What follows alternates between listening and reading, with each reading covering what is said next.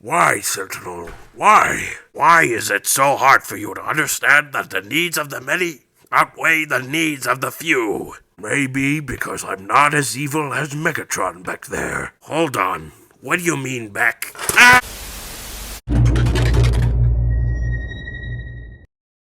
Sup guys, and in this video we're going to be taking a look at this BAIWEI KO of the Transformers Studio Series 61? Sentinel Prime. Since the original Studio Series Sentinel Prime goes for a lot of money on the aftermarket, BAIWEI decided to make their own version, which is way much cheaper. The original Studio Series Sentinel Prime goes for like $90 to $100, whereas for this guy you can find him on Amazon for $45. Which is still a lot of money, but significantly cheaper. Now, painting and sculpting on this guy, pretty good. Instead of the paint apps just being red and dark gray, there are some yellow pieces added onto the shoulder pads and some white paint added to his foot, which was something the original did not have. Also, I think the head sculpt looks a little cooler, if not better, than the original. I wonder if these two head sculpts are like the same, it's just the paint apps make it a little different for the two. I don't know. I don't think so, especially for these things sticking out right here. This one's a little bit more flat, whereas with this one, not so much. And unfortunately, there is still some kibble in the back, but it's not bad. Also, this kibble's still here. It's a little different than the original, that being the clear plastic is a little bit more brighter than this one. Oh, and you're probably noticing the screen accurate backpack right here. You can actually swap this out with the original piece, which we'll get to later. What I think is cool about this screen accurate backpack is that it's made out of rubber. I like that. I like it a lot. Oh, and I believe his crotch is die-cast metal. Not gonna lie, that's a very weird place for the die-cast to be, but whatever. Also, the quality on this guy, it's not that bad. This is a really good knockoff. Also, one thing I've noticed is that for this this part right here, that's in between the chest is not painted like the original. You can spot the difference. Not sure why they didn't paint that part. I guess the budget cost for the paint was high enough. Anyways, let's just get down to accessories, and this guy comes with, well, a lot.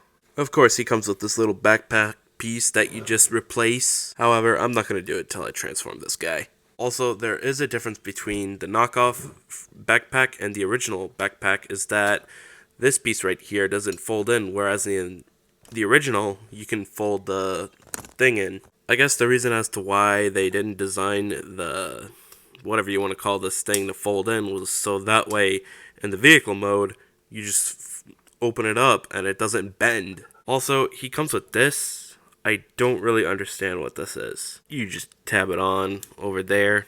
Doesn't tab in over here because that's a slot, and this arm has a tab for this thing to tab in. Yeah, this does not look like a weapon. And he can hold it in the hand too. And this time, he comes with this rust cannon. You know, that thing that he used to kill Ironhide. And I don't think anyone's gonna shake that off. Fun fact, the reason why they killed off Ironhide was because the truck that they were selling that Ironhide transforms into, they decided not to sell it anymore. So I guess there was no point of keeping the character if the truck was gonna make them lose money rather than gain money. But yeah, that's a pretty sad story for the GMC Top Kick. It's a pretty good looking truck. However, I found out it's a lot of money to fuel up the truck, only for the truck to have a minimum mileage of like 5-7 miles maybe. I don't know. You're gonna have to search that one yourself. It's pretty bad. So yeah, just keep that in mind if you want to get that truck. Also, the figure does come with this big shield. However, it's not the right tab for this guy to hold. You can only have him holding the shield kind of like, why is it not tabbing in? You can have him holding it like this, but that kind of looks a little lame. That's why I prefer Sentinel Prime holding the shield like this. That way, he could have himself block like this. And besides, I honestly think it looks a little cooler. Also, he does come with his original sword, which kind of looks like the original. Of course, it is your own choice to have him holding both swords with both hands, or just have him hold both swords in one hand. Not gonna lie, this sword's kind of lame. However, he does in fact come with significantly bigger swords and more accurate looking swords that you could either have two swords being held in each hand, or just have both of them in one hand. However, they both have a tab on the bottom of the holsters. That's why he comes with this round little muzzle-ish looking thing that connects onto the bottom sword. For some reason it stays in the bottom sword better than the top sword. Anyways, you're just gonna plug it in onto the hand right there, make sure it's in the very middle, and then plug it in the other sword. And there you go. That is one big sword. And I believe this whole sword and this rust cannon were from a DNA upgrade kit. Yeah, DNA did an upgrade kit of the Studio Series Sentinel Prime. And yeah, I think that's pretty much it for the accessories. However, I am missing one piece, and it's the cylinder-like kind of round gray piece.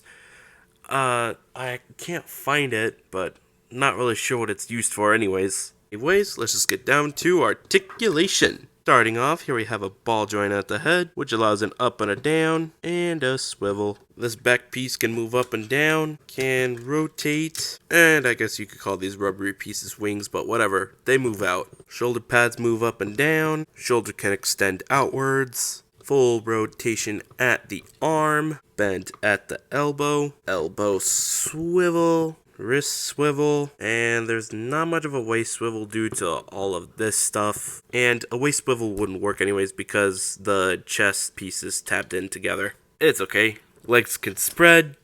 Also, there's these pieces which are very tight for some reason. I think they just tab in securely. Leg can move forward, can move backward, bend at the knee, he can swivel, and this time the foot is on a ball joint, which allows this front piece to move from side to side, up and down, and swivel, which could pop the front piece off. Yeah, that's cool, I guess. Just a side to side and up and down. Let's just keep it with that. Anyways, let's just get down to size comparison. Starting off, here he is next to the BAIWEI Nemesis Prime, BAIWEI Ironhide, the original Studio Series Sentinel Prime, Studio Series Dark of the Moon Bumblebee, Studio Series Dark of the Moon Optimus, Studio Series Shockwave, in which he will get his own BAIWEI version, and lastly, Studio Series Dark of the Moon Megatron. Alright, now that that's done, let's get down to transformation. And this time, I had no problems transforming this guy. It was a normal transformation. Anyways, you're gonna remove this. Gonna come back to here, make sure everything closes in, and then you simply just plug it in. Anyways, we're gonna come to the arms. We're gonna fold in the shoulder pads, move the arms out like that. Make sure they're straightened as well. Open the chest pieces, and there will be another set of chest pieces that open as well. I guess you can go ahead and open those up as well. And then this whole head section right here is left moving up and down. I guess you could close it in. Move this up a bit, and then that'll close in. Open this whole section up and close it on the side right here. And then tap everything in as well. Make sure the hand over here tabs into that round thing. Same process applies to the other side. And make sure the two arms over here tab it together. And if this bothers you, you could open it up and leave it dangling on top. And then after that, you could just go ahead and open that up and then rotate this whole section. And then what you're going to do next is open this whole section up and then open these up as well. And then close in everything. Make sure this tabs in together. For some reason it doesn't want to go in. Come on, get in. Thank you. And then that's what you're left with, closing that in. And then finally we get onto the legs, which are a little bit confusing.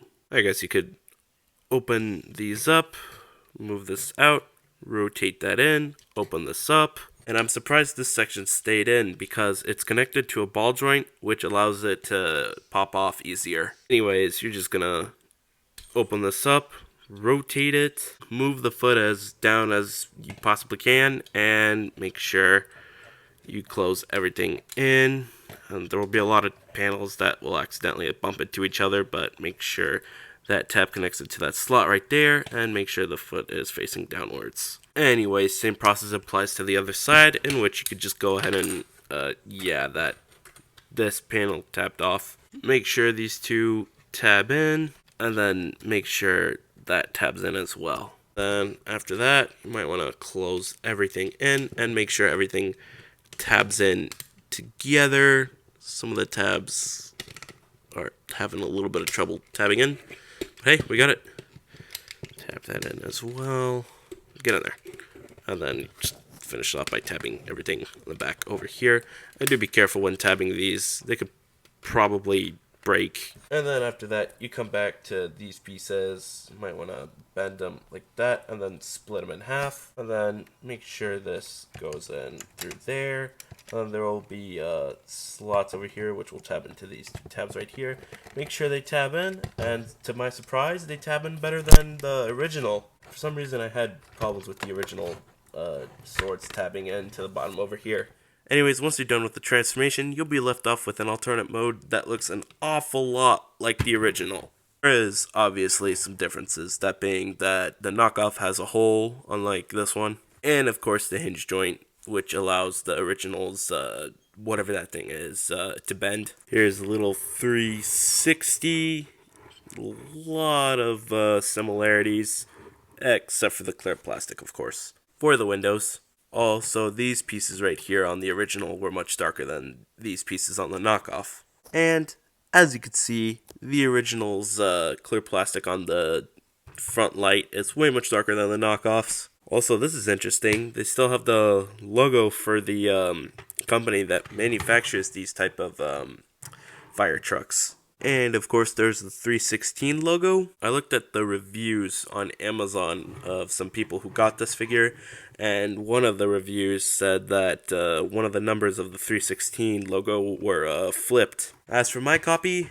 not so much. Also, I don't think there's any way, like any weapon storage for this guy at all, or at least for the bigger weapons. For the guns, at least, you can open this up, get that out of here, and of course there will be a slot right there where these weapons can actually tab in. And of course the weapons can move from side to side. You can also plug in the rust cannon on the thing as well, but in case you do want weapons over here, this thing will have to be either on top of the thing with the thingy aiming upwards, or you can have it on the back where it's also aiming upwards.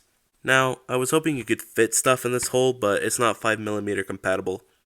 Whatever. Some weapon storage for vehicles are pretty weird anyways, except for this one. They were a little sneaky with the original swords, which is something that I really like, and tabbing them on to the slots over here is actually pretty satisfying.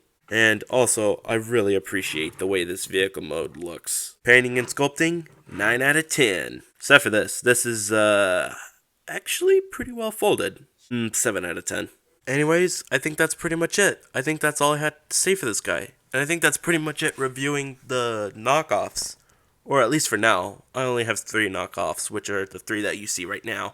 I do have more on the way, and I do plan to get more. Maybe not plan to get more knockoffs soon, because I do want to try to get some Hasbro Transformers Studio Series figures that I'm still looking for. Anyways, overall for this figure, I think I'll give it a 10 out of 10. It is significantly better than the original. It is better accessory-wise, and at least for my copies, better in quality. You can see there's some stress marks over there. Zoom in. Yeah, as I was transforming this guy, the tab that conjoins these two pieces together broke off. So yeah, that's a little ironic in terms of quality when comparing the knockoff and the original figure that sells for retail. Also, the price point is significantly better. If you really want this guy, go after him. He's sold out on Shozi store, but he's available on Amazon for a good $45. In which, yeah, $45, that's a lot in and of itself, but when compared to the original's price, yeah, it's much better. And for those of you in the comments asking for me to send you the link to this guy, I'm not sure how you do that yet, so if you want this guy, just go on Amazon, just search up literally Transformers Studio Series KO, and you'll find this guy sitting here for $45. Anyways, I think that's pretty much it.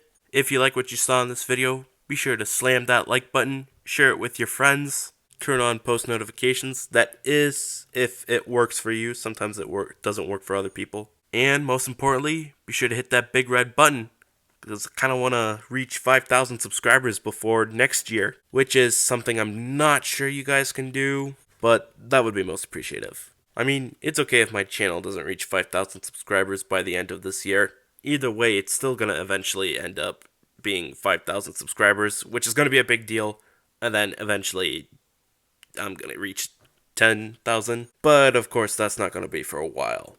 Anyways, I think that's pretty much it. See ya!